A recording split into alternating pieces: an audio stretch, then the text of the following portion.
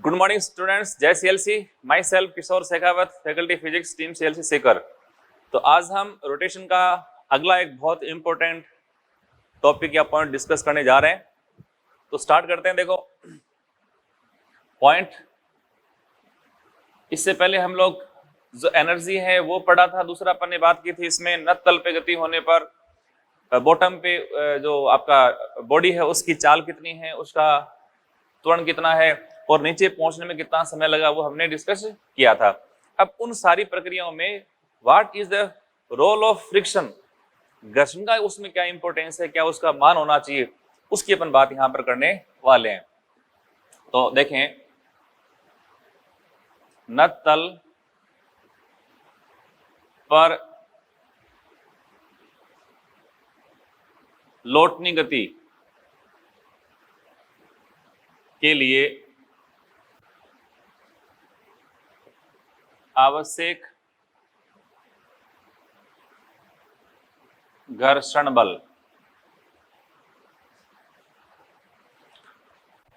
तो देखें भाई,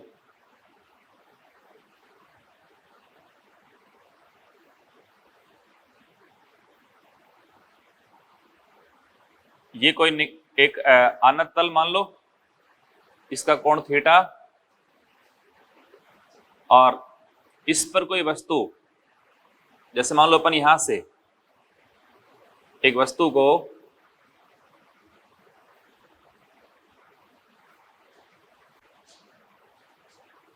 और गोलीय वस्तु मान ले अपन,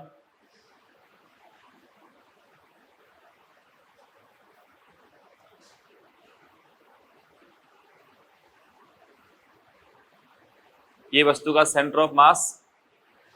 तो जैसे ही हम इस वस्तु को विराम अवस्था से छोड़ेंगे तो छोड़े जाने के पश्चात वस्तु में फिसलने की प्रवृत्ति नीचे होगी, इसका वेग नीचे की तरफ होगा, फिसलने की प्रवृत्ति इसमें नीचे होगी। और किस कारण उत्पन्न होगी वो आप जानते हैं, बल। जैसे आप बलों की गठक करता हूं तो देखो नीचे बल कौन सा लग रहा है भाई, mg, m इसका द्रव्यमान है। इस कोण के थीटा होने पर आप जानते हैं ये कोण कितना हुआ, थीटा। mg के अपन घटक करते हैं तो एक घटक हुआ इस तरफ, तो कौन सा, तो कोण की तरफ घटक कौन सा होता है, कोस। ये हुआ mg कोस थीटा, और ये हो गया बेटा जी आपका mg साइन थीटा। इस घटक के कारण इस वस्तु में फिसलने की प्रवृत्ति उत्पन्न होती है। फिर जैसे ही वस्तु फिसलना शुरू करती है t0 के बाद, तो गति की प्रवृत्ति नीचे, तो फ्रिक्शन फोर्स लग गया प्यारे बच्चों ऊपर की तरफ, ये फ्रिक्शन फोर्स लग गया F। अब यदि वस्तु यहां पर वस्तु इस प्रकार से गति करे कि वस्तु का जो नीचे वाला बिंदु है जो नत तल के साथ संपर्क में है, वो बिंदु अगर यहां पर बिना फिसले गति करे, ओनली एक क्षण के लिए संपर्क में रहे, लगातार इसमें संपर्क में रहते हुए विस्थापन ना करे, उसको हम कहते हैं शुद्ध लौटनी गति। हम उसकी बात कर रहे हैं। तो शुद्ध लौटनी गति में जैसे ही अपन बात कर लेंगे बाद में, तो वस्तु का जो ये वाला नीचे वाला बिंदु है वो इस नत तल के साथ घिसते हुए, फिसलते हुए, रेंगते हुए ये डिस्प्लेस नहीं होता है, जस्ट एक इंस्टेंट के लिए कांटेक्ट में था, उसके बाद अलग हो जाता है। इसका मतलब यहां वस्तु फिसल नहीं रही है, ध्यान देना बात, फिसल नहीं रही है। लौटनी गति में वस्तु फिसलती नहीं है। इसका मतलब अब फ्रिक्शन कौन सा होना चाहिए, ध्यान देना। जब वस्तु फिसलते हुए, जैसे आपने बात पढ़ी इस बारे में, ध्यान दें आप, मान लो ये सरफेस नीचे वाली है, मैंने यहाँ रखा बॉडी को, और मैं यहाँ इस वस्तु को खींचना शुरू करता हूं। जब अपन इसको खींचना शुरू करते हैं तो देखो पहले अपन ने बल लगाया, और इसमें आप जानते हैं इन दोनों के बीच में लगता है फ्रिक्शन फोर्स। कौन सा होता है, पहले स्थैतिक, वो होता है स्वसमायोज्य, जानते हैं। फिर अपन बाह्य बल को बढ़ाते रहते हैं। एक कंडीशन ऐसी आती है कि वस्तु में गति उत्पन्न होने की क्रांतिक अवस्था उत्पन्न हो जाती है। उस समय आप कहते हैं इसमें जो लगता है स्थैतिक बल, उसको अपन कहते हैं सीमांत घर्षण बल कहते हैं। पर जैसे एक बल जो इससे भी अधिक हो जाता है, सीमांत से भी अधिक अपन बल लगा देते हैं, तो फिर वस्तु गति करना शुरू कर देती है। और फिर आप जानते हैं कि इनके बीच जो लगता है फ्रिक्शन फोर्स, उसको बोलते हैं अपन काइनेटिक फ्रिक्शन। पर काइनेटिक कब आता है, जब दोनों के बीच सापेक्ष गति स्टार्ट हो जाती है। यहां शुद्ध लौटनी गति में जो वस्तु ऊपर वाली है वो नीचे वाले के साथ सापेक्ष फिसलनी गति नहीं कर रहे हैं। बहुत बड़ी बात यह है, जब यहाँ सापेक्ष फिसलनी गति नहीं है, इसका मतलब यहाँ पे काइनेटिक फ्रिक्शन नहीं है। कौन सा फ्रिक्शन है? वो है बेटा जी स्टैटिक फ्रिक्शन। बात क्लियर? स्टैटिक फ्रिक्शन होगा यहाँ पर, काइनेटिक फ्रिक्शन नहीं होगा। एक तो क्वेश्चन अपने आप में ये विशिष्ट है। अब देखो mg से वस्तु नीचे आएगी, फ्रिक्शन फोर्स जो लग रहा है, इसे टॉर्क है, वो टॉर्क कैसा यूं लगता है, वस्तु में घूमने की प्रवृत्ति भी आएगी, तो इसमें कोणीय वेग भी उत्पन्न होगा। ये सारा खेल चलेगा। अच्छा, अब हम लोग इसमें आपसे पूछेंगे इसका त्वरण कितना है। मैं आपसे पूछूं कि यहां पर वस्तु के सेंटर ऑफ मास का त्वरण, ये मैं आपसे पूछूं तो ए आपने पढ़ा है वैसे। ए होता क्या है? Net force upon total mass इसका। तो इसका मास मैं मान रहा हूं स्मॉल एम, तो वो तो स्मॉल एम हो गया, पर नेट फोर्स कौन सा बेटा? तो आगे फोर्स कौन सा? mg साइन है, पीछे कौन सा? fs है। तो नेट फोर्स, और वस्तु नीचे गति कर रही है, तो नेट फोर्स कितना हुआ? देखो mg साइन थीटा माइनस का fs। क्लियर? अच्छा, दूसरी बात देखो, हमने इससे पहले लेक्चर में इसका त्वरण है वो सीखा था, और वो त्वरण क्या था याद करो? वो था g sine theta upon 1 plus beta, यानी के स्क्वायर बाई आर स्क्वायर। सही बात है ना? अब देखो ये सब बराबर हो चुके हैं। अब मैं ये जो पार्ट है और ये वाला, इन दोनों की हेल्प से मैं fs का मान ज्ञात कर सकता हूं। fs का मान अपन यहां ज्ञात कर सकते हैं। तो fs का मान अपन ज्ञात करेंगे,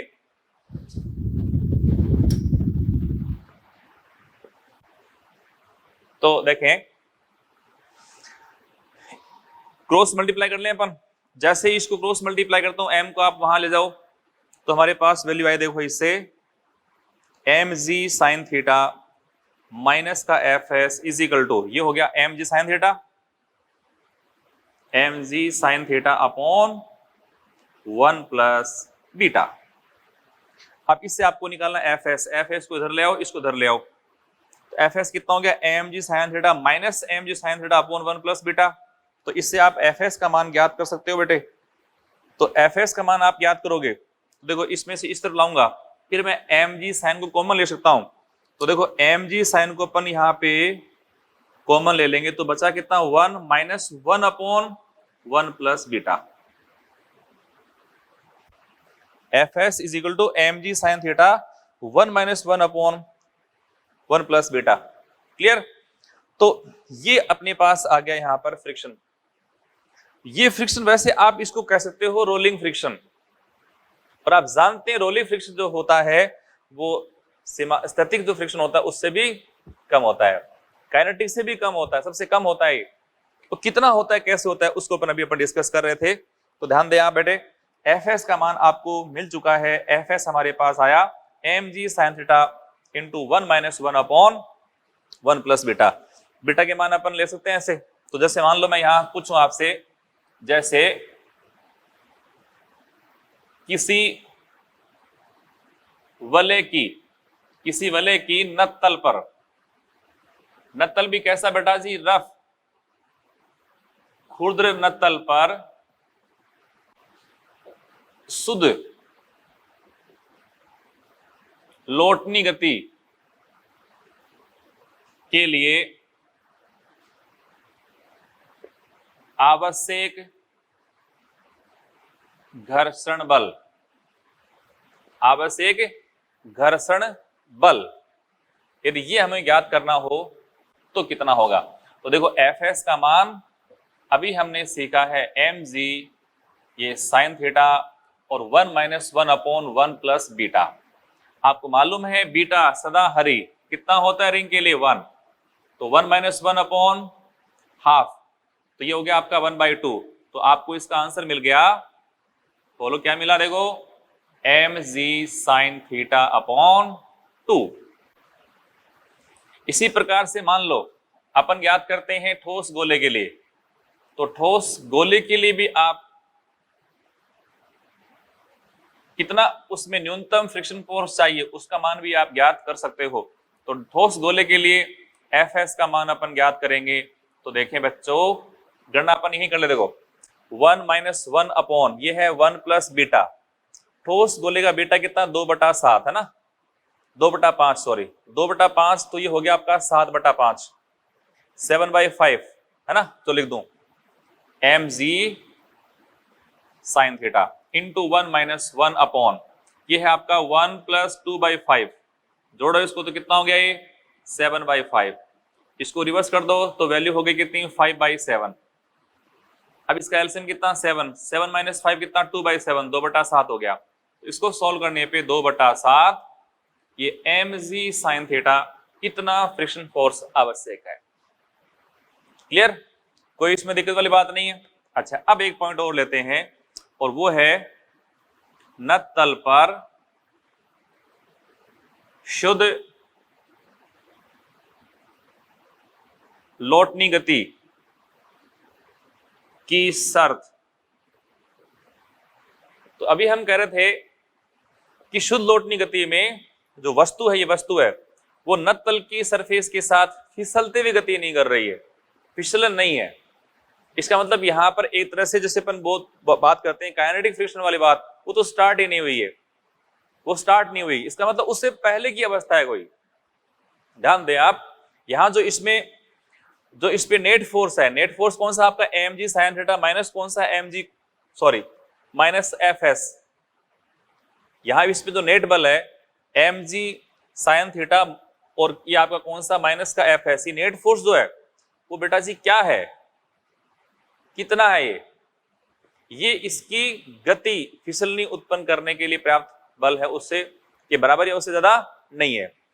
तो इसमें फिसलन गति स्टार्ट नहीं हो रही है, ठीक बात। तो नत तल पर शुद्ध लौटनी गति के लिए शर्त क्या है, वो आप देखें कि Fs जो है, जो यहाँ पे अभी स्टैटिक फ्रिक्शन लग रहा है, उसका मान बेटा जी Fl को पार नहीं कर पाया है, उसके बराबर मान सकते हो और उससे कम मान सकते हो, उससे अधिक संभव नहीं है। यदि Fs उससे अधिक हो जाता तो गति स्टार्ट हो जाती। क्लियर, तो ये बात आपको यहाँ पे लेनी है। तो Fs का मान ये आपका Fl।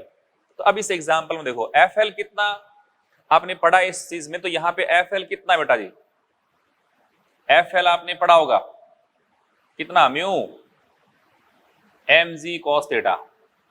Fl तो होता है ना mu into N, mu into N, N कितना है इसमें तो mg cos, नीचे ऊपर फोर्स कौन सा नॉर्मल फोर्स, तो वो किसके n इक्वल टू तो mg cos हो गया ना। तो हम n को यहाँ पे रिप्लेस कर दें mg cos थीटा से, तो हमारे पास Fl आ गया mu mg cos theta. Fs का मान अपन ने याद कर रखा है, रख दे देखो। तो Fs का मान है देखो mg sin थीटा और into 1 minus 1 upon 1 plus beta. ये क्या होना चाहिए, कम या बराबर किसके Fl की, और Fl का मान है म्यू mg cos थीटा, जिसमें mg से mg बेटा जी कैंसिल हो गया। आपको निकालना है म्यू, यहाँ पे घर्षण गुणांक है वो कितना होना चाहिए। तो अगर मैं इसको यहां से म्यू निकालना तो कोस को मैं यहां से इधर ले आऊं, तो साइन अपॉन कोस क्या हो गया बेटा जी tan थीटा। तो देखो इससे सॉल्व करने पे म्यू का जो वैल्यू है, म्यू इसका सिंबल क्या हो गया मोर देन या इक्वल टू, और यहां साइन अपॉन कोस हो जाएगा बेटा जी tan theta into 1 minus 1 upon, मैं इसको लिख दूं 1 प्लस बीटा। तो नत तल पे शुद्ध लौटनी गति उत्पन्न करने के लिए आवश्यक फ्रिक्शन फोर्स तो है mg sin theta 1 minus 1 upon D या 1 अपॉन 1 प्लस बीटा। क्लियर, और अगर आपको इसमें इसी में ही पूछे कि शुद्ध लौटनी गति करने के लिए या फ्रिक्शन कोएफिशिएंट कितना होना चाहिए, तो वो होता है बेटा जी म्यू मोर देन या इज इक्वल टू ये कितना tan theta into 1 minus 1 upon 1 plus beta. Beta सदा हरी हम सारे प्रकार की वस्तुओं के लिए जानते हैं, तो वो अपन याद कर सकते हैं ना। तो जो म्यू है वो इसके बराबर या उससे अधिक होना चाहिए, इससे कम नहीं होना चाहिए। तो म्यू का जो मिनिमम वैल्यू है, देखो कम से कम वैल्यू कितना है, वो है tan theta into 1 minus 1 upon 1 plus beta. ये कम से कम वैल्यू है, इससे अधिक संभव नहीं है, सॉरी इससे कम संभव नहीं है।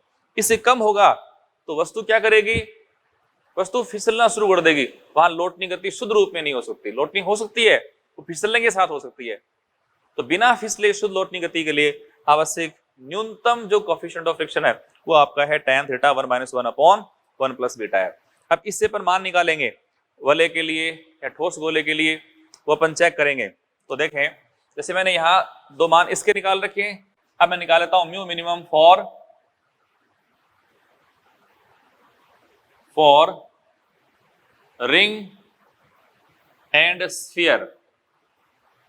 तो ठोस गोला और वलय है उसके लिए अपन मान ज्ञात कर लें। तो देखें साहब, म्यू मिनिमम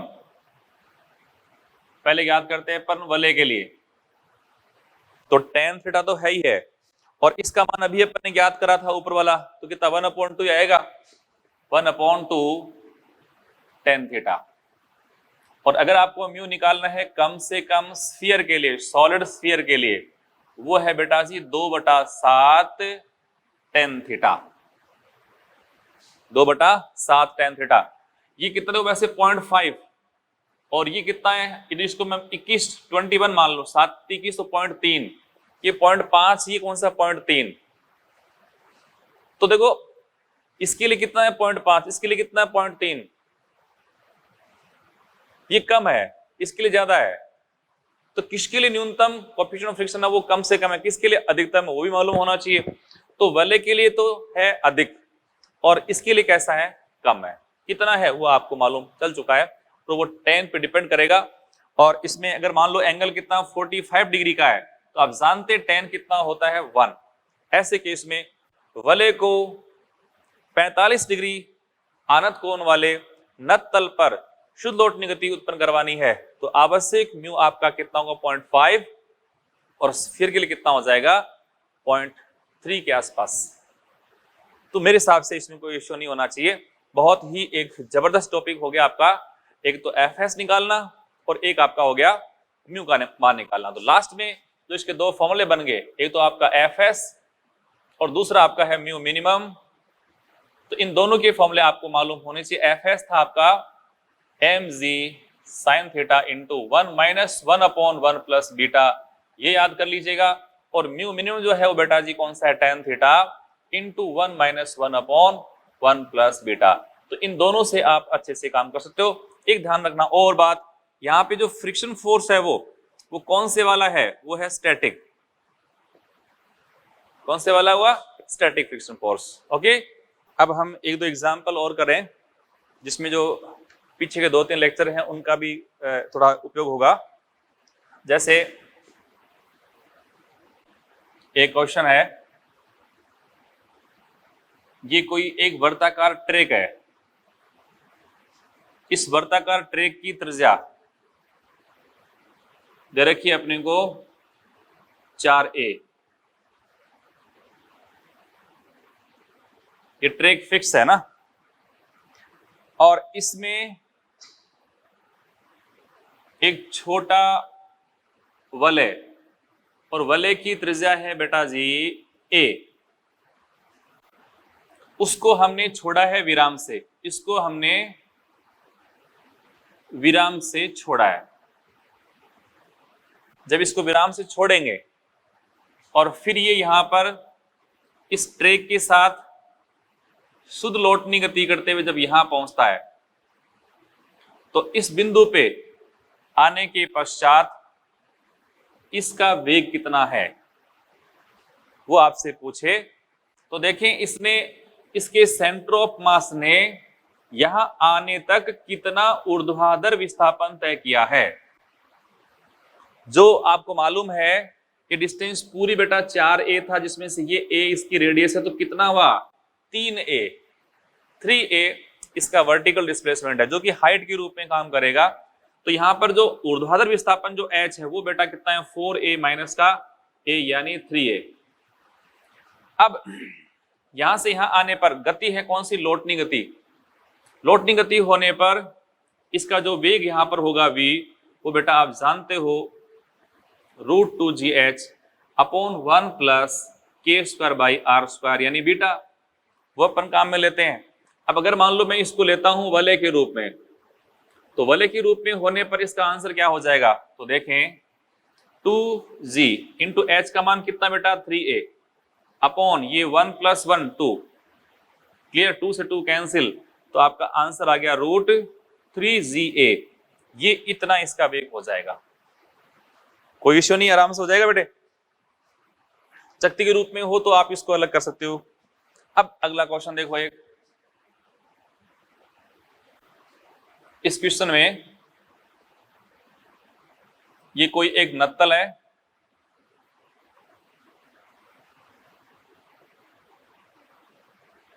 और ये नत्तल एक अर्धवर्ताकार में ओपन हो रहा है।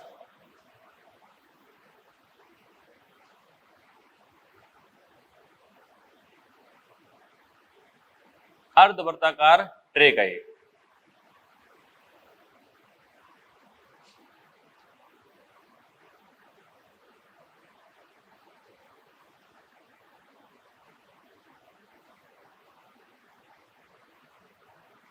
और इस ट्रे की जो ऊंचाई है बेटा जी वो है 8r और इससे हम एक गेंद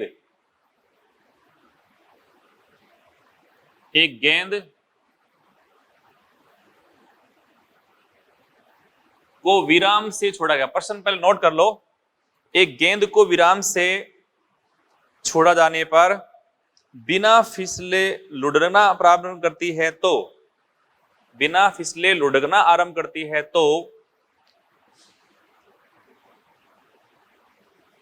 तो देखो आगे इसमें क्या क्या पूछा, तो ज्ञात कीजिए।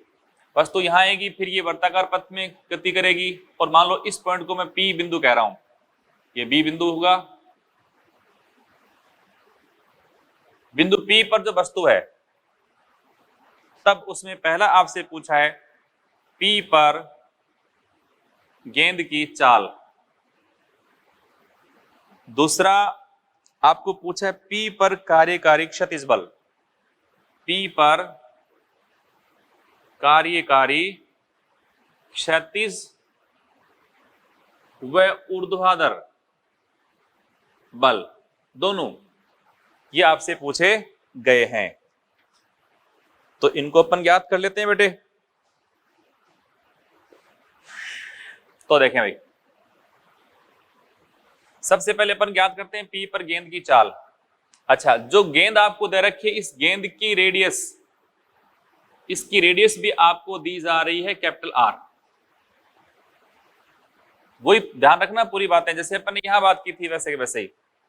यदि इसकी गेंद की रेडियस खुद की कैपिटल R है तो इसका इसकी पहले सेंट्रोमास से डिस्टेंस पूरे यहां से सेंट्रोमास से लेकर के जो सरफेस है नीचे वाली उनके बीच दूरी कितनी 8r है।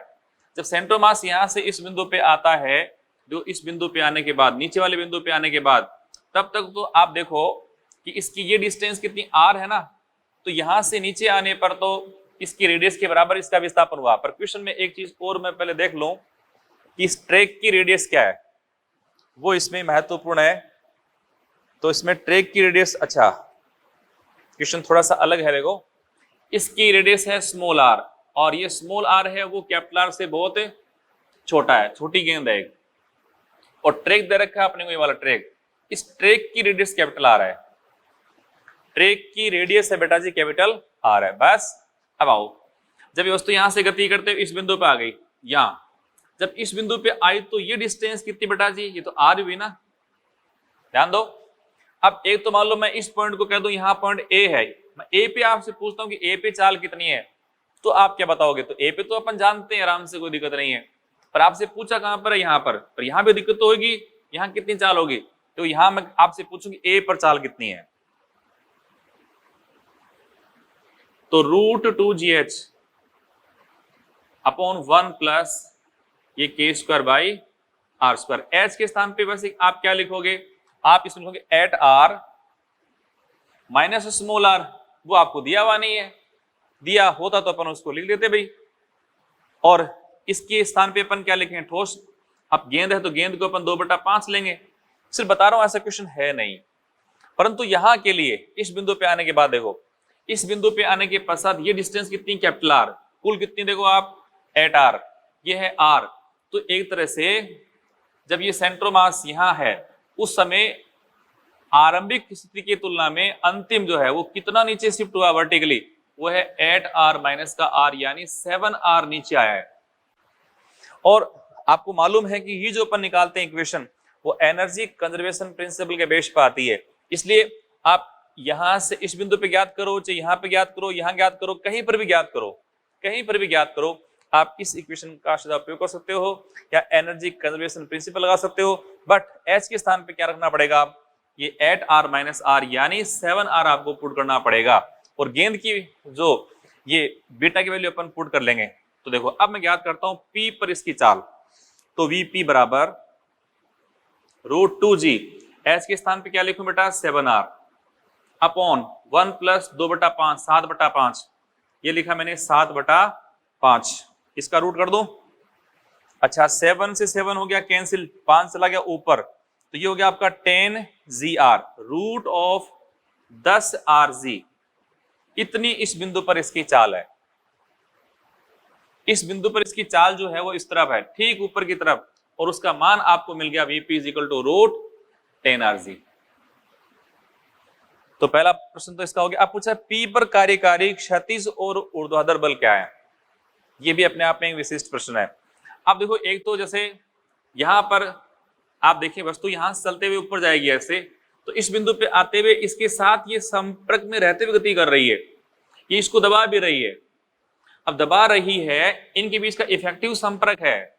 जब संपर्क इफेक्टिव है तब एक तो इसमें क्या लग रहा है, देखो कि जब इसको प्रेस कर रही है तो इस पे लग रहा है नॉर्मल फोर्स, ओके।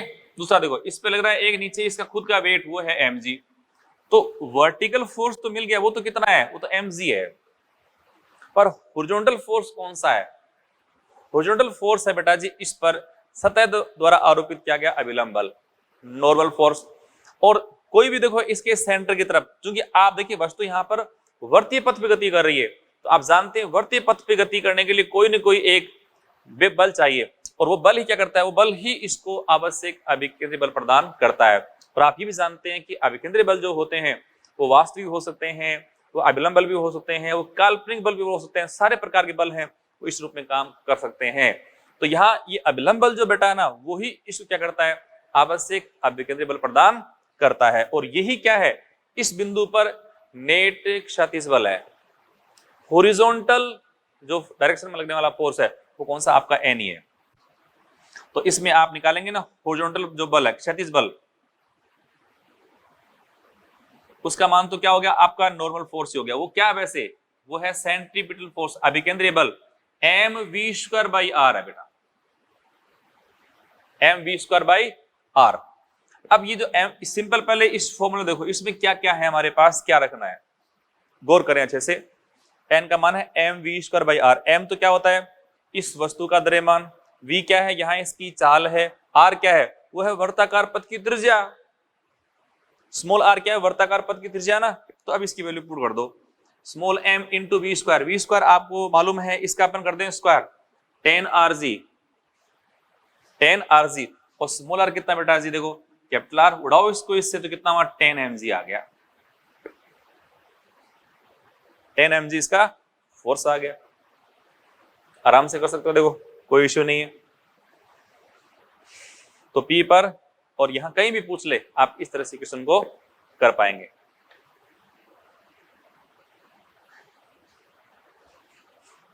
अच्छा एक क्वेश्चन मैं आपको और पूछता, जैसे अपने सोल्ड एग्जाम्पल है थर्ड, आपने उसको किया होगा, सोल्ड एग्जाम्पल थर्ड देखें, उसमें 3 मीटर ऊंचाई के एक नत्तल पर उसका आनत कोण है 37 डिग्री, उसके टॉप से खोखले गोले को छोड़ा जाता है, तो पूछता है वहां से कि खोखले गोले का सेंटर ऑफ मास का त्वरण कितना है और उसको नीचे आने में कितना समय लगता है ना। ये क्वेश्चन बहुत प्यारा है, इसको आप कर लें। 37 डिग्री है, 3 मीटर है, तो एक तो जो इसके फॉर्मूले से अपन करते हैं, एक इसका सामान्य तरीका मैं आपको और बताऊं। देखो 3 मीटर है, 37 डिग्री कोण हो गया, और 37 डिग्री कोण 3 मीटर। चलो देखो, और प्रश्न किसका था, खोखले गोले को।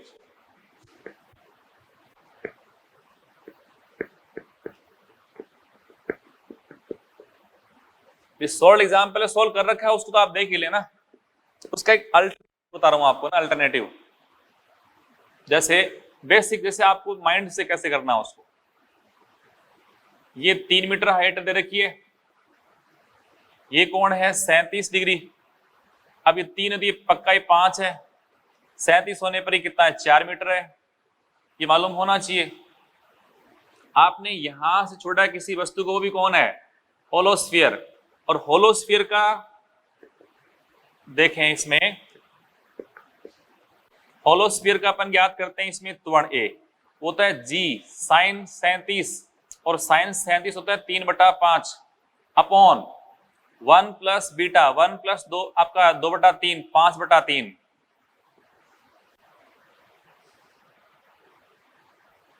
5/3। सही बात है। अब इसको अपन सॉल्व करें, देखो ये है z इंटू 3/5 डिवाइडेड बाई 5/3।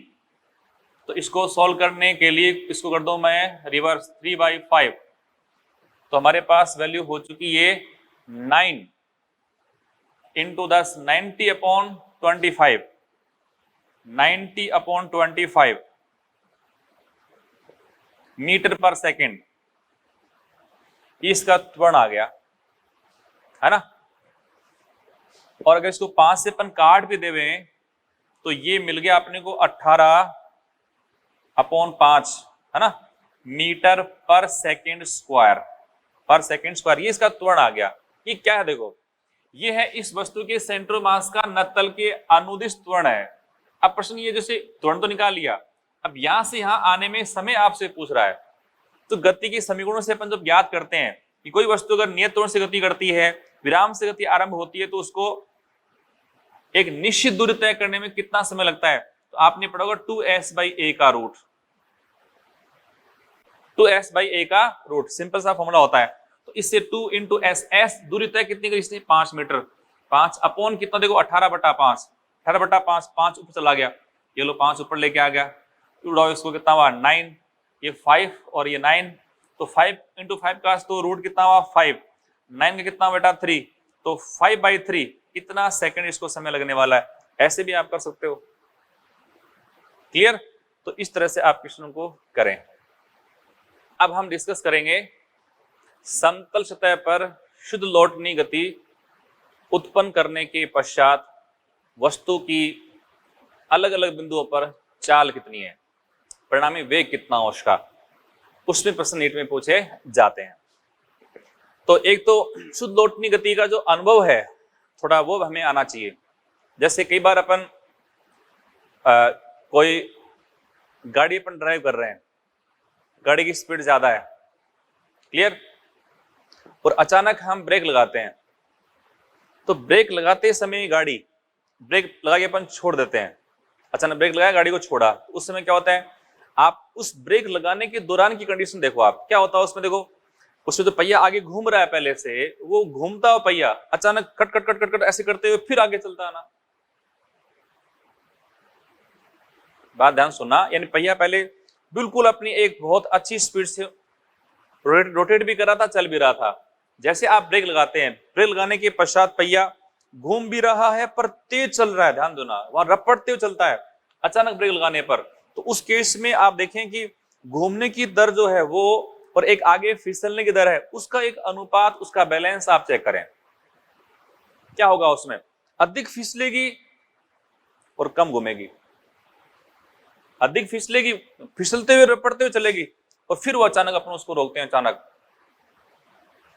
बात वहां समझना। एक केस दूसरा होता है, गाड़ी खड़ी है और हम उसको स्टार्ट करते हैं, यानी अपन दबाते हैं गाड़ी का एक्सेलरेटर दबाते हैं, तो जैसे ही गाड़ी का अपन एक्सेलरेटर दबाते हैं, गाड़ी को स्टार्ट करने के बाद उसको अपन जब स्टार्ट करके चलाते हैं आगे, उस समय तब देखो गाड़ी पहले रेस्ट में है, मान लो अपन उसको बालू मिट्टी में गाड़ी खड़ी है और पहले स्टार्ट करेंगे तो पहले पहिया ऐसे घूमेगा, चलेगा नहीं, पहले पहिया घूमेगा, तो घूमने की उसकी दर तेज होगी, है ना, और फिर जैसे ही उसमें दोनों सरफेस के बीच फ्रिक्शन लगना शुरू होगा, फिर पहिया चलना शुरू होगा। तो दो केस हैं, एक है आफ्टर अप्लाइंग ब्रेक और एक बेटा कौन सा है, आफ्टर अप्लाइंग एक्सेलरेटर। दोनों का अपना अलग अलग रूल है, और उनके बाद फिर क्या होता है, फिर शुद्ध लौटनी गति स्टार्ट हो जाती है। तो पहले उनका अपन एक थ्योरेटिकल पॉइंट ऑफ व्यू है वो अपन डिस्कस करेंगे। तो देखो मैं पॉइंट ले रहा हूं एक,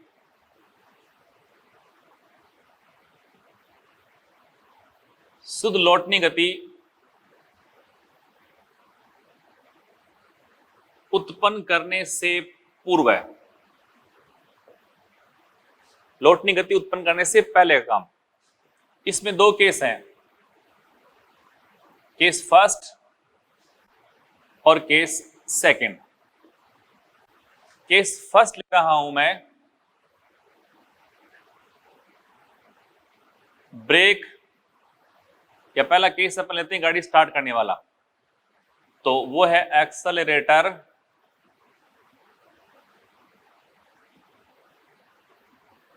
दबाने के बाद, और दूसरा हम ले रहे हैं बेटा जी ब्रेक लगाने के बाद, ब्रेक लगाने के बाद। तो एक्सेलेरेटर दबाने के बाद क्या होता है, मान लो ये पहिया है, इसको हमने रखा हुआ है किसी खुरदरी सरफेस पर, ये मान लो कोई सरफेस थी, खुरदरी सरफेस, और ये पहिया है। अभी रेस्ट अवस्था में है, आपने दबाया एक्सेलरेटर, तो एक्सेलरेटर अपन दबाएंगे तो पहिया, जैसे मान लो पहिया ऐसे रोटेट करना शुरू करेगा पहले, तो रोटेट करने पर, इस रोटेट करने पर जो पहिए का नीचे वाला जो बिंदु जो संपर्क में है, दो बिंदु ले रहा हूं, इस नीचे वाले बिंदु का मान लो इसकी रेडियस की कैपिटल आर है, और ये मान लो यहाँ पे ओमेगा कोणीय वेग से घूमता है, तो इस बिंदु की जो रेखीय चाल है वो कितनी बनी, ओमेगा इंटू आर। तो पहले तो वो आई ना, फिसलना शुरू नहीं करा इसने, जैसे ये कंडीशन आएगी ये फिसलना शुरू करेगा, तो देखो दोनों के बीच संपर्क इस प्रकार से है कि ये तो है रेस्ट में, और इसका नीचे वाला जो संपर्क बिंदु है वो पीछे फिसलना शुरू करेगा, तो इनके बीच फिसलने गति शुरू हो चुकी, तो फ्रिक्शन फोर्स भी लगना शुरू हो गया, वो भी कौन सा, गति, फिसलने गति हो चुकी है। तो अब इसमें आगे फ्रिक्शन फोर्स लग गया, उसको मैं कह रहा हूं बेटा जी एफ आर, गति पीछे फ्रिक्शन फोर्स आगे। इस फ्रिक्शन फोर्स के कारण फिर वस्तु चलना शुरू करती है, तो पहले उसमें कोई वेग नहीं है, अब जब चलना शुरू करेगी तो सेंटर मास का वेग मान लो v है, तो आप जानते हैं इसमें जो गति है सेंटर मास में, शुद्ध स्थानांतरित गति में वस्तु के हर बिंदु का वेग समान होता है, और ऐसे में इस नीचे वाले बिंदु का उस समय, देखो वापिस बात सुनना, घूमने की जो चाल है वो पीछे की तरफ है, और फिर फ्रिक्शन फोर्स से इसको जो चाल मिली है वो आगे है, वो चाल मैं मान रहा हूं बेटा जी यहां इस तरफ, तो देखें इस तरफ एक चाल, और उसको मैं v कह रहा हूं, v है फ्रिक्शन फोर्स के कारण उत्पन्न होने वाली चाल। अब ये पहिया आगे भी चलना चाहेगा, पीछे भी गति करना चाहेगा। देखें अब एक्सेलरेटर दबाने के बाद आपने तो छोड़ दिया, छोड़ने के बाद में क्या हुआ, देखो अब ये फ्रिक्शन फोर्स भी लग रहा है इस पर, इसके पास ये चाल है, इसके पास ये चाल है। अब आपको बात है वो समझनी है। देखें आप यहां पर पहला केस कि एफ आर वी की तरफ है, एफ आर वी की तरफ है, ध्यान दें अच्छे से, एफ आर वी की तरफ है। जब चाल और बल समान दिशा में हो तो v का मान लगातार बढ़ेगा, v का मान लगातार बढ़ेगा। सेकंड थिंग देखो, इस फ्रिक्शन फोर्स, चूंकि वस्तु यहां पे इस सेंटर वाले पॉइंट O के प्रत्यय घूम रही है, इसके अबाउट ये घूम रही है, तो इसके लिए घूमने के लिए बलागुण का भी रोल होता है। तो बलागुण यहाँ पे कौन अप्लाई करेगा, यहाँ तो दो ही बल हैं, एक तो दो के चलो तीन मान लेता हूं, एक तो ग्रेविटेशन फोर्स, तो वो इस सेंटर मास से पास हो रहा है, उसका टॉर्क कितना 0, और एक इसका लगता है नॉर्मल फोर्स, वो भी कहां से पास हो रहा है, O से, उसका भी टॉर्क कितना 0, बचा कौन सा एफ आर। एफ आर का फ्रिक्शन फोर्स जो है उससे कितना इंच पे लगता है बलागुण, वो देखो उसकी दिशा क्या है वो देखो, तो ध्यान दो आप, ये फ्रिक्शन फोर्स है, यदि इसकी आपको दिशा निकालनी है बलागुण की, तो पहला काम क्या था, इसमें खींचो, ये बलागुण की दिशा में खींच दो एक टेंजेंट, खींच दिया भाई। जहां संपर्क है वो देखो, जिसके अबाउट देखते हो, ये O पॉइंट, ये P पॉइंट, O से P ये लो साहब, ये R केप आ गया, ये फोर्स तो R क्रॉस है, तो इस तरह से तो जो टॉर्क है उसमें देखो टॉर्क तो ये इस तरह लग गया, जो ओमेगा के अपोजिट है। यदि बात ये समझ में आई तो देखें आप इसमें टॉर्क ओमेगा के विपरीत तो ऐसा होने पर ओमेगा तो बेटा डिक्रीज, ओमेगा डिक्रीज।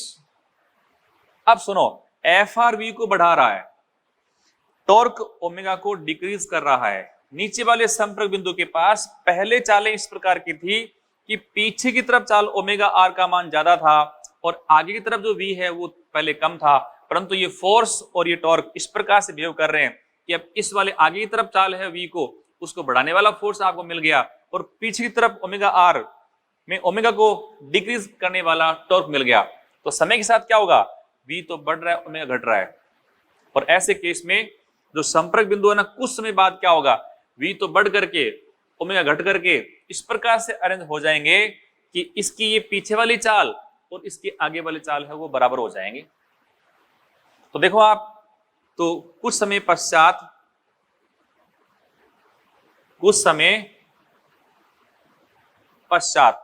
जो ओमेगा आर और वी ये हो जाएंगे बराबर।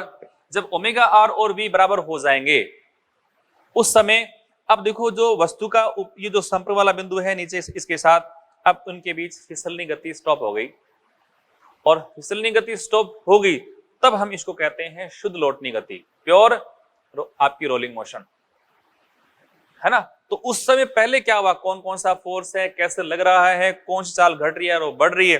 तो शुद्ध लौटनी गति की जो कंडीशन है उसमें आप देख रहे हैं omega R is equal to V आ गया।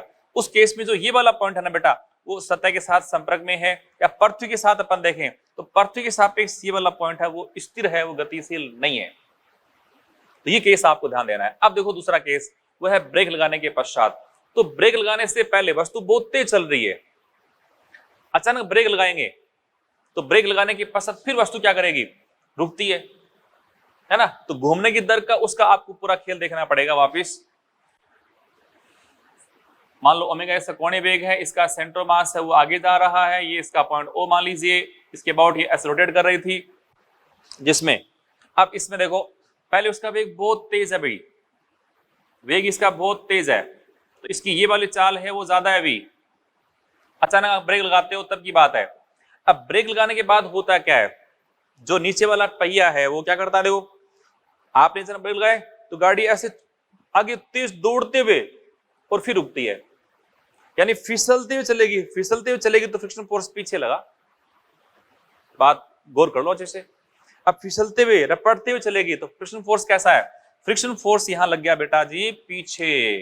क्यों लगा आपको मैंने बता दिया, ये फ्रिक्शन फोर्स आपका बैकवर्ड लग गया। v आगे है, इस बिंदु के पास अब दो स्पीड है, एक आगे की तरफ स्पीड हो गई, उसको मैं v कह रहा हूं, पर v का जो परिमाण है अधिक, इसलिए इसकी लंबाई मैं ले रहा हूं बड़ी। और इसमें अब वो बहुत कम घूमते हुए ऐसे, बहुत फास्ट घूमते ऐसे, देखा ना आपने पहिया, वो बहुत ऐसे बिल्कुल ऐसे टक टक टक करते हुए फिर बहुत तेज चलता है ऐसे। तो चलने की दर उसकी अधिक है, घूमने की दर बहुत कम है, इसलिए पीछे वाली चाल जो है ना, इसमें चाल, ये चाल ओमेगा इंटू आर वो बहुत कम है, परंतु इसकी जो ट्रांसलेशनल स्पीड है वो ज्यादा है। घूमने के कारण इस कण की जो पीछे की तरफ बनी चाल है वो कैसी है, बहुत कम है। तो बिल्कुल इसका उल्टा हो गया। यहाँ पे देखो v कम था, ओमेगा आर बड़ा था, इसमें v अधिक है, ओमेगा आर कैसा, छोटा है। परंतु यहां पर भी केस देखो क्या होगा, इसमें मैं देखो ना, पहला पॉइंट देखो आप, इसमें एफ आर क्या, देखो एफ आर वी के अपोजिट है, तो इसकी v घटेगी, अब चाल घटेगी। सेकंड थिंग देखो, इसमें टॉर्क कैसा है, तो टॉर्क में मैंने बताया आपको, नीचे फोर्स कौन सा आपका mg है, ऊपर फोर्स लग गया आपका नॉर्मल, ये तो कहां ओ से पास हो गए तो टॉर्क कितना हुआ, शून्य। बचा फोर्स कौन सा, ओनली एफ आर इस तरफ है, तो ये इस तरफ, तो ये आपका r cap r cross F, ये लगा इसमें टॉर्क, इस तरफ देखो टॉर्क और ओमेगा समान दिशा में है, तो इसलिए दूसरे केस में टॉर्क और ओमेगा कैसे समान दिशा में है, तो ओमेगा होगा बेटा जी इंक्रीज। अब v तो होगी डिक्रीज, और ओमेगा के कारण जो ओमेगा आर की वैल्यू है वो आपकी बढ़ेगी, और कुछ समय पश्चात आपस में बराबर हो जाएंगे। जब बराबर हो जाएंगे तो शुद्ध लौटनी गति हो जाएगी। तो ब्रेक लगाने के पश्चात आप छोड़ दो, इंजन बंद कर दो आप, तो फिर एक कुछ समय के लिए यदि सरफेस वहां बिल्कुल इसके लिए लायक हो, अपने भी केस पढ़ा था कि कितना उसमें म्यू होना चाहिए, कम से कम म्यू कम से कम कितना उस शर्त को पूरा करते हुए चले, तो वहां पर आप ये बता सकते हो कि आफ्टर सम टाइम जैसे इक्वल हो जाएंगे तो शुद्ध लौटनी गति आरंभ हो जाएगी। तो शुद्ध लौटनी गति आरंभ होने वाले कंडीशन में इस नीचे वाले संपर्क बिंदु का पृथ्वी के सापेक्ष नेट चाल कितना है। v इसका आगे था, ओमेगा r पीछे था, तो नेट हो गया 0। या आप ऐसे भी कह सकते हो कि v का मान कितना, ओमेगा इंटू r। तो v का मान ये, इसका मान ये, दोनों आपस में कैसे बराबर है। पहिए के पीछे जाने की चाल और आगे आपस में बराबर है। क्लियर। तो ये इसकी शर्तें आ गई। फिर अपने पीछे कल बात की थी कि शुद्ध लौटनी गति के लिए संपर्क बिंदु का विस्थापन, सापेक्ष विस्थापन कितना, 0 होना चाहिए। इसके लिए फ्रिक्शन आवश्यक है, पर फ्रिक्शन आवश्यक होने के बावजूद भी आपने कहा था कि जब विस्थापन शून्य है इसका पृथ्वी के सापेक्ष, तो work done against friction force is 0, therefore conservation of mechanical energy is valid. उसको आप यहां लगा सकते हो। क्लियर। अब ये सब करने के पश्चात, ये शर्त लेने के बाद, इसमें हम किस प्रकार से ज्ञात करते हैं इस वस्तु के अनेक बिंदुओं के परिणामी चाल, वो हम यहाँ पे अब सीखेंगे। तो थ्योरेटिकल क्वेश्चन जो आते हैं ना इसमें, वो एक्सीलरेटर वाले केस के और ब्रेक वाले, ये पहले आपको ढंग से समझ लेने हैं। क्लियर। अब अपन आते हैं कि चाल हमें किस तरह से ज्ञात करनी है।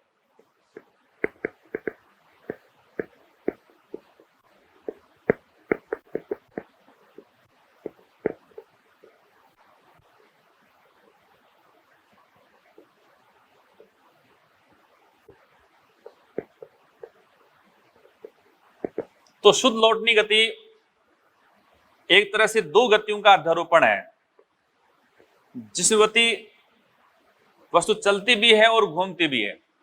चलने को हम कहते हैं शुद्ध स्थानांतरीय और घूमने को हम कहते हैं शुद्ध रोटेशन। तो अगला जो पॉइंट इसमें बी हम ले रहे हैं, शुद्ध लौटनी गति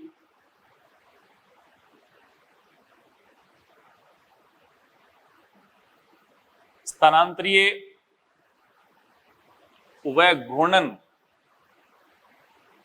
गतियों का अध्यारोपण है, सुपर इंपोज है। जैसे ये वस्तु मान लो एक,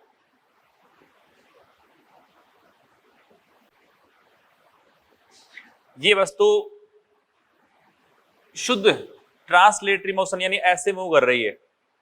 ऐसे मूव करेगी तो इस वस्तु के प्रत्येक बिंदु, ठोस वस्तु बेटा है, ये सेंटर मान लो इसका, इस वस्तु का प्रत्येक बिंदु, प्रत्येक कण, मान लो मैं यहां कुछ कण ले रहा हूं, ये कुछ मैंने कण ले लिया ऐसे, एक कण मैंने मान लो यहां कण ले लिया, एक मैं यहां कण ले लेता हूं, एक यहां ले लेता हूं, ये मान लो साहब, है ना।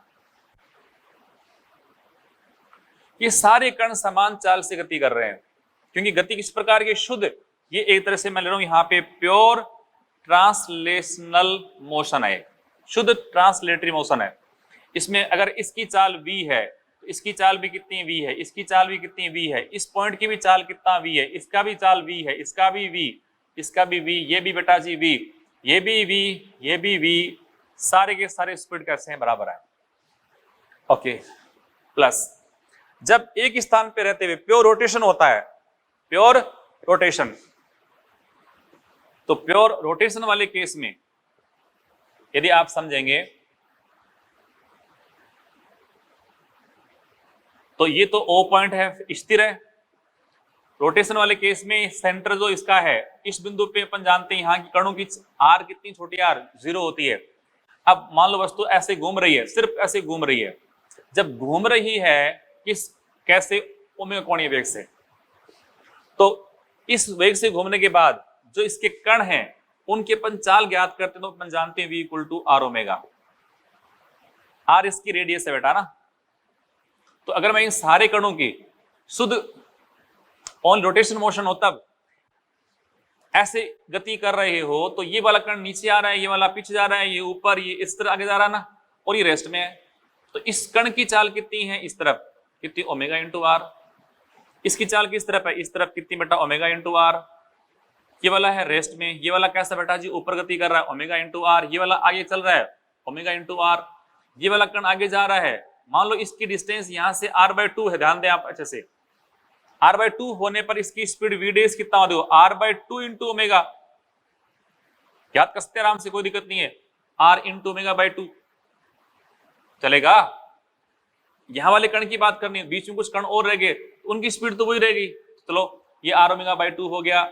इस कण की बात करता हूं तो ये पीछे जा रहा है कितनी, इसके भी आर ओमेगा बाई 2 हो जाएगा। तो सारे कणों के अपन ने इस प्रकार से वेग इनके देख लिए, परंतु यहाँ कुछ तो इस तरफ हो गया। देखो जो इसकी परिधि के सारे बिंदु हैं, यहाँ वाला पॉइंट है इस तरफ है, इस वाला पॉइंट है इस तरफ, परिधि वाले सारे बिंदु ओमेगा इंटू आर से गतिमान है। तो कोणीय गति से भी इनकी कणों को स्पर्श रेखीय चाल मिल रही है, उसका मान अपन इस तरह से ज्ञात कर सकते हैं।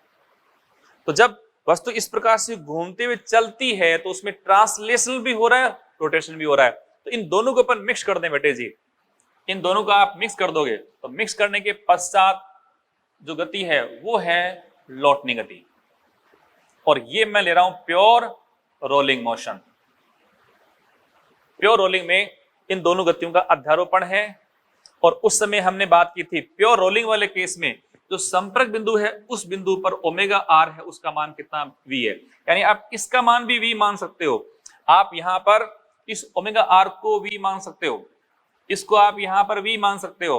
ये आर ओमेगा बाई 2 है तो इसको आप चाहो तो वी बाई 2 मान सकते हो, पर ये इस तरफ चाल है, इस वाले बिंदु पर इसको आप v बाई 2 मान सकते हो, इस तरफ यहाँ इसको v मान सकते हो, इसको आप ओमेगा आर को आप v मान सकते हो, इसमें इस तरफ उसको v मान सकते हो, यहाँ ऊपर की तरफ है इसको आप v मान सकते हो। पर कब प्योर रोलिंग केस है तब, हमेशा नहीं। अब देखो बेटे, ये इसका मान लो सेंटर है, तो सबसे पहले बात करता हूं इस पॉइंट की स्पीड। तो इस पॉइंट पे जो आप देखो तो ट्रांसलेशन के कारण v इस तरफ, रोटेशन के कारण इसका v देखो ओमेगा आर पीछे इस तरफ ओमेगा इंटू आर, और उसका मान कितना v है ना ये। तो इस कण के पास दो चालें हैं, एक आगे और एक पीछे, दोनों कैसे समान परिमाण की और विपरीत हैं, इसलिए नेट कितना हो गया, 0 हो गया यहाँ पर। तो सुनने, तो ये संपर्क वाला बिंदु है, इसकी स्पीड कितनी 0 हो गई। मान लो इस बिंदु की बात करता हूं तो इस बिंदु पे इसकी चाल वैसे कितनी, देखो ट्रांसलेशन तो v हो गया, ट्रांसलेशन कितना बेटा जी v, और दूसरा इसमें यहां पर ड्यू टू रोटेशन कितना v बाई 2, पर पीछे की तरफ है, देखो यहां इसकी रोटेशन के कारण जो स्पीड है वो पीछे है, वो है v बाई 2। सेंटर वाले के पास ओनली क्या है, ट्रांसलेशनल तो है, पर सेंटर वाले के पास घूमने वाली स्पीड नहीं है। फिर आप देखो यहां वाले पॉइंट पे इसके पास v तो कौन सी है, देखो v तो है ट्रांसलेशनल वाली, और v बाई 2 इसके पास और है, वो है ड्यू टू रोटेशन। टॉप वाले पॉइंट के पास v तो है ट्रांसलेशन के कारण, और इस तरफ v और है ड्यू टू रोटेशन। मिल गया। तो एक जैसे मान लो इस पॉइंट को मैं a, इसको b, इसको c, इसको d और इसको e मान लो, तो पहले इन सारे जो सेंटर वाले कण हैं उनकी अपन चाल देखें सबकी। तो इसकी चाल कितनी है, देखो v माइनस वी 0 आ गई। जो परिणामी चाल अपन ज्ञात करेंगे इसमें, तो परिणामी चाल है उनको अगर मैं यहाँ नीचे लिखूं, देखो a पॉइंट है, ये b पॉइंट, c पॉइंट, और ये d, और ये मान लो e पॉइंट, तो इसकी चाल तो कितनी आई 0। इसके देखो यहाँ पर v minus v by 2 opposite है ना, तो ये हो गया v बाई 2, ये 0 हो चुका, यहाँ आ गया v बाई 2। जो c वाला पॉइंट है उसमें ओनली v आ गई बेटा, और d वाला पॉइंट है उसमें v प्लस वी बाई 2, ये हो गया आपका 3v बाई 2। और जो आपका e वाला पॉइंट है उसमें v और v कितना हो चुका, 2v। तो आप देखें पृथ्वी के सापेक्ष नीचे से ऊपर जाने के साथ साथ जो पहिए के अलग अलग बिंदु हैं उनकी चालें हैं वो लगातार बढ़ रही हैं, जिसमें सबसे कम किसके, नीचे वाले की। नीचे वाला जो बिंदु है पृथ्वी के सापेक्ष निजाम में रहते हुए चलता है, और ऊपर वाला बहुत तेज चलता है। जैसे ये वाला पॉइंट तो रेस्ट में है, वो वाला आगे चलता है ऐसे, तो इसकी स्पीड कितनी 0 है। ये फिर आपका v by 2, v 3v by 2, 2v। तो इसको अपन ग्राफ के रूप में शो करें ऐसे, देखो यूं, तो ये इस तरह से वैल्यू आपको नजर आएंगी यूं देखा। तो नेट स्पीड है वो इस तरह से बढ़ती है, 0, v by 2, v 3v by 2, 2v। Okay, अब देखो इसमें आपसे और क्वेश्चन पूछेंगे कि अलग अलग बिंदुओं पे इसमें आपको चाल निकालनी हो, तो उसके लिए जैसे मुझे यहां चाल निकालनी है, मुझे यहां चाल निकालनी है, ये तो आसान है, पहले इसको देख लो। तो इस बिंदु पे देखो इसकी ट्रांसलेशनल के कारण वेलोसिटी v है, रोटेशन से इसके पास स्पीड है v नीचे, दोनों बराबर हैं किस कोण पे, 90 डिग्री पर। तो नेट इसकी स्पीड कितनी इस तरफ होगी बेटा जी, √2v।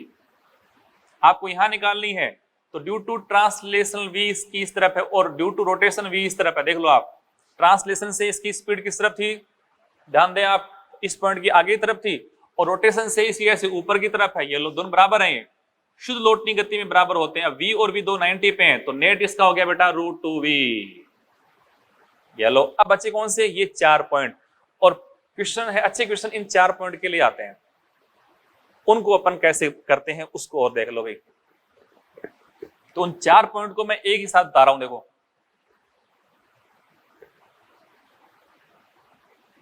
और उन 4 पॉइंट को अगर समझना हो अच्छे से और लंबे समय तक याद करना हो, तो उसके लिए मैं आपको एक बात बताता हूं पहले अच्छे सी। आपने पढ़े सदिशों को योग पढ़े थे। मान लो एक सदिश ये है, इसको मैं ए मान रहा हूं, दूसरा वेक्टर मान लो ये ए है, दोनों थीटा कोण पर हैं, समान परिमाण के दो सदिश थीटा कोण पे हैं, तो आप इनका करते हो सदिश योग। तो इनका सदिश योग जो होता है उसमें देखें आप कि इनका नेट किस तरफ है, इस तरफ, ये इसका ए नेट है, और कितना होता है देखो 2a cos θ/2, याद है सदिश योग करने पर। अब मान लो इसमें डिफरेंस करता हूं, इसमें से घटाता हूं, तो इस घटाना हो मुझे, माइनस करना हो, तो इसको अपन बनाते हैं, इसका नेगेटिव वेक्टर बनाते हैं। नेगेटिव वेक्टर बनाने दो, ये कोण थीटा है, ये पूरा कितना 180, ये कितना बचा 180 माइनस का थीटा। अब ये और ये माइनस का ए, इन दोनों का अपन निकालते हैं परिणामी, तो ये आता है इसका, और ये घटाने के बाद आ रहा है, तो उसको आप देखें तो होता है 2a sin θ/2, याद होगा। सदिशों को थीटा कोण पे रहते हुए जोड़ेंगे तो कितना 2a cos θ/2 है। सदिशों को 180 माइनस थीटा पर रहते हुए जोड़ेंगे, अब जोड़ ही रहे हो आप, वो कितना 2a sin θ/2 है। इसको बहुत अच्छे से आपको मालूम होना चाहिए। आप सुन रहे हो, मुझे इसका याद करना है, तो इस बिंदु पे स्थानांतरीकरण गति से इसका वेग v है। ये कोण आपको दे रखा है बेटा थीटा, यहाँ कोण दे रखा है आपको थीटा, ये कोण थीटा और थीटा आपको दिए जा रहे हैं। अब इस बिंदु पे देखो, ड्यू टू रोटेशन, यहाँ इसकी स्पर्श रेखा के अनुदिश इसकी चाल है वो ओमेगा आर थी वैसे, और उसका मान तो कितना v है, उसका मान बेटा कितना v है। अब देखो ये कोण थीटा है, यदि इसको मैं यहाँ बढ़ा दूं आगे, देखो ऐसे ये बन गया हमारे पास एक समकोण त्रिभुज। इस समकोण त्रिभुज में ये 90, तो ये कितना हुआ 90 माइनस थीटा, 90 माइनस थीटा, और देखो ये इस पे है 90 डिग्री कोण। अब ये 90 पे ये पूरा 180 है, तो इस कोण और इसका योग कितना हुआ 90 है। अब ये 90 माइनस थीटा, तो ये कोण कितना हुआ थीटा आ गया। इसी प्रकार से इस बिंदु पे ज्ञात करोगे तो यहाँ एक तो स्पीड ऊपर की तरफ v है, एक इसकी ट्रांसलेशन कौन सी है, ये v है, और इसको भी देखोगे तो यहाँ कोण थीटा ही आएगा। फिर यहाँ आ जाओ नीचे वाले में, इस बिंदु पे due to translation v, due to rotation तो ऐसे चलती, इसका वेग स्पर्श रेखा इस तरफ ये v, ये कोण थीटा है, तो इसको मिलाओ देखो वापिस, ये कोण कितना बताओ मुझे 90 माइनस थीटा, बोलो ये कोण कितना 90 माइनस थीटा, तो ये अब तो ये कितना टोटल 90, तो ये कितना हुआ थीटा। अब ये पूरा कितना बोलो 180, तो ये पूरा 180 में से थीटा, तो ये कितना बचा, ये बना आपका 180 माइनस का थीटा। अब ये v और v किस कोण पर है, 180 माइनस थीटा पर है। ऐसे अपन इस पे निकालेंगे, इसकी चाल इस तरफ है v, ये तो है ड्यू टू ट्रांसलेटरी मोशन, और ये बेटा जी है इस तरफ कौन सी v, ड्यू टू रोटेशन, और यहां पर भी कोण कितना 180 माइनस थीटा ही आएगा। यानी कहने का मतलब ये है कि इसमें ऊपर की तरफ कोई बिंदु होगा और यहां से कोण मापे जाएंगे तो हमेशा थीटा आएगा, और नीचे अपन ज्ञात करेंगे कोई भी पॉइंट आएगा, इसे नीचे वाले में वो 180 माइनस थीटा आएगा। अब कोई समस्या रही नहीं, परमानेंट आप इसका इलाज कर सकते हो। अब इसको अप्लाई कर दो, यहां इसका नेट कितना यार, इन सारे केसों में वी आर कितना होगा 2v, ये cos θ/2, और इन सारे क्वेश्चंस में इसका वी आर कितना आएगा 2v sin θ/2। ओके, तो यहां तक के काम को अच्छे से पहले डिस्कस कर लें, समझ लें, विचार कर लें, और आलेख जो इसके कण हैं उनकी चालें किस प्रकार से बनती हैं वो देख लें।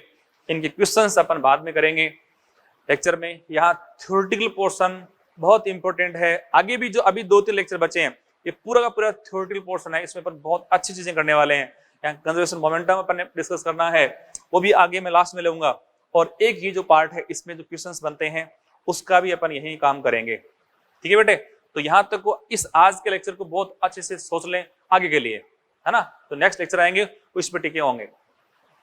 तो आज की बात अपन यही समाप्त करते हैं। ओके, थैंक यू, जय CLC।